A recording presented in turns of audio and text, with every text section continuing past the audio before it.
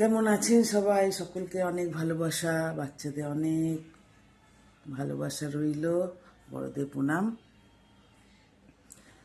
তো শ্রীকৃষ্ণ একটুখানি তো বড় হয়েছেন, মা তো কাজ করছেন। মায়ের পেছনে পেছনে যখন বাচ্চা ঘুরছে, বাচ্চার হামা দিয়ে দিয়ে হাঁটু হাত ছুলে যাচ্ছে, মায়ের ভাল লাগেনি। মা একটি নতুন কলা শিখেছেন, সেই কলা কারিগরি করতে একটু ব্যস্ত হয়ে পড়েছেন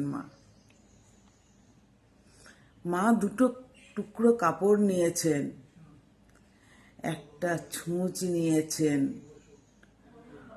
আর একটু সুতো নিয়েছেন। দুটো কাপড়কে একসাথে করে সেলাই করছেন।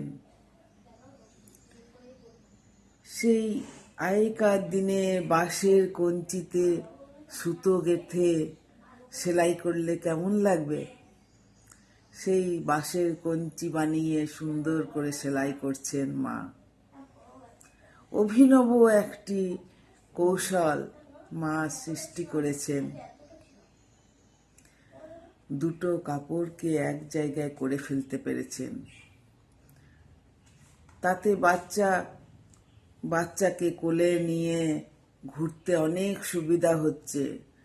গিট বেঁধে দিচ্ছেন কাঁধে, আর বাচ্চা সেই কাপড়ে বন্ধ থাকছে। কি সুন্দর না ব্যাপারটা! মায়ের কাছে যত বাচ্চা আষ্টে পিষ্টে বাধা থাকছে, বাবা তো একটুখানি মনে কষ্ট পাচ্ছেন।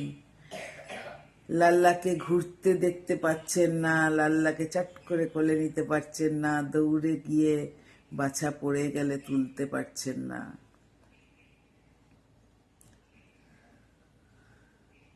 तो बापू ने बोला,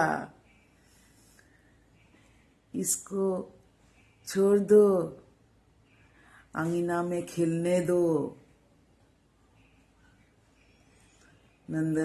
नंद जी बोला, अंगना में खेलने दो, बच्चा लाड़ दुलार ज्यादा हो रहा है। तो माয়ের তো একদমই ইচ্ছে নেই, মা কিছুতেই ছাড়তে চাইছেন না। तुमको जलन आ रही है? हैं? मेरे लल्ला मेरे पास रहेगा। नहीं नहीं, जलन नहीं, तुम छोड़ दो, वो गिरेगा उठेगा, गिरेगा उठेगा, ऐसे में वो चलना सीखेगा। যে গোটা পৃথিবীকে চালায় তাকে চলতে শেখাবেন বাবা। এমনি হয় বাবা আর মা। যিনি গোটা সংসারকে ধরে রেখেছেন, সেই শ্রীকৃষ্ণ মধুসূদন চলে এসেছেন সংসারকে ধরতে। তাকে কিনা ধরে রাখা যায়?